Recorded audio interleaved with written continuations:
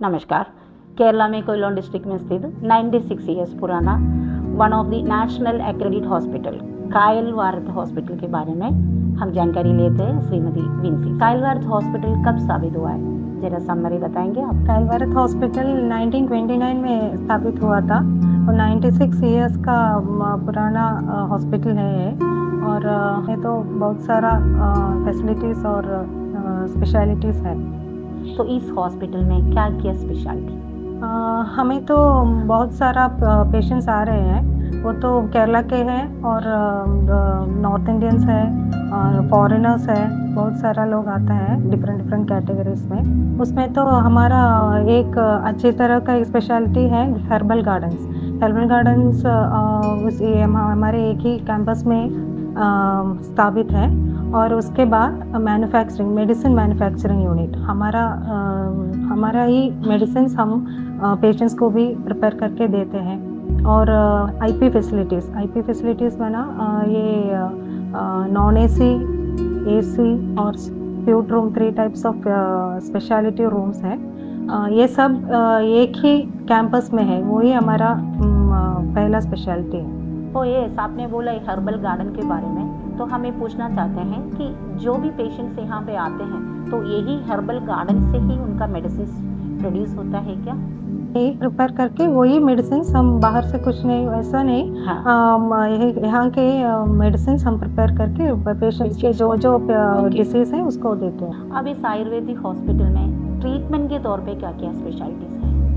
Treatment में तो पहला और इम्पॉर्टेंट वन है एक ये स्पाइनल रिलेटेड प्रॉब्लम्स ट्रीट करते हैं हम। उसमें तो ये सर्विकल स्पॉन्डिलोसिस और लंबार स्पॉन्डिलोसिस, ये दोनों एक ही ये में कैटेगरी में जाएगा। और उसके बाद माइग्रेन, ओबेसिटी, ये सब का ट्रीटमेंट हम करते हैं अब।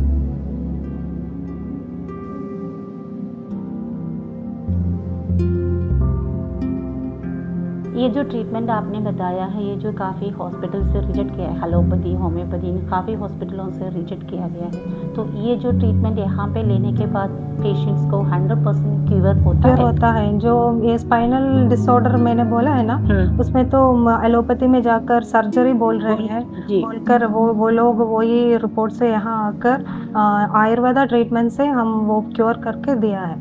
यहाँ पे जो ट्रीटमेंट के लिए ग्रुप आते हैं, वो ग्रुप के लिए ट्रीटमेंट के अलावा और क्या फैसिलिटीज़ आप लोग देते हैं? जो पेशेंट्स जो पक्का ये स्पाइनल प्रॉब्लम रिलेटेड आ रहे हैं ना, उसके तो 14 से 21 डेज़ का ट्रीटमेंट हम लोग दे रहे हैं जी। और 7 डेज़ का ट्रीटमेंट भी है, वो तो रिजुविनेशन और ये डिटॉक्स। अब आपने बोला ट्रीटमेंट भी, टूर पैकेज भी बोला है, तो ये दोनों मिलके जो लोग ट्रीटमेंट विथ टूर प्रोग्राम जो करना चाहते हैं वो लोग भी आ सकते हैं, लेकिन इसमें जो मिडिल क्लासेस लोग भी लोगों को भी ये कॉस्ट अफोर्डेबल है क्या? टूर तो हमारे यहाँ से शुरू होता है, हमारे हॉस्पिटल के फ्रंट में ही हमारे एक लेक है, वहाँ से लेक व्यू शुरू होता है। और उसके बाद वहाँ से मंड्रो आइलैंड करके एक प्लेस है, और सांब्राणिकोडी प्राकुलम में एक प्लेस है, वो सब आइलैंड जैसा है।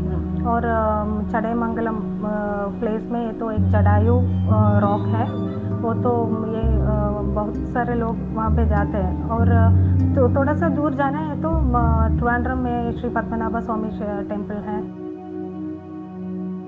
आपके कहने से तो ये समझ में आ रहा है कि कायल वारथ हॉस्पिटल में बहुत अच्छा ट्रीटमेंट पैकेजेस भी है और टूर प्रोग्राम भी है, काफ़ी जगह एंजॉय कर सकते हैं जो लोग बाहर से आते हैं। तो ये कॉस्ट ये मिडिल क्लास फैमिली के लिए अफोर्डेबल है या नहीं, ये भी आप बता सकते हैं तो बताइए। हमारे हॉस्पिटल में तो ये तो छोटा वही मिडिल क्लास से अपर क्लास तक अफोर्डेबल रेट्स में ही हम सब ट्रीटमेंट करते हैं। तो रूम्स भी डिफरेंट मैंने पहले बोला था, एसी, नॉन एसी में तो ही 2 टाइप रूम है, सिंगल रूम और डबल रूम है। और उसके बाद एसी, डीलक्स और स्टैंडर्ड रूम है और स्यूट रूम है। तो इसलिए इससे हमें पता चलता है कि मिडिल क्लास से अपर क्लास तक सभी जनों को ये अफोर्डेबल होगा। आपने सुना है कायल वारथ हॉस्पिटल में A to Z फैसिलिटीज़ हैं, जो ट्रीटमेंट के साथ जो टूर प्रोग्राम भी करना चाहते हैं, जो लोग कायल वारथ हॉस्पिटल में आ सकते हैं।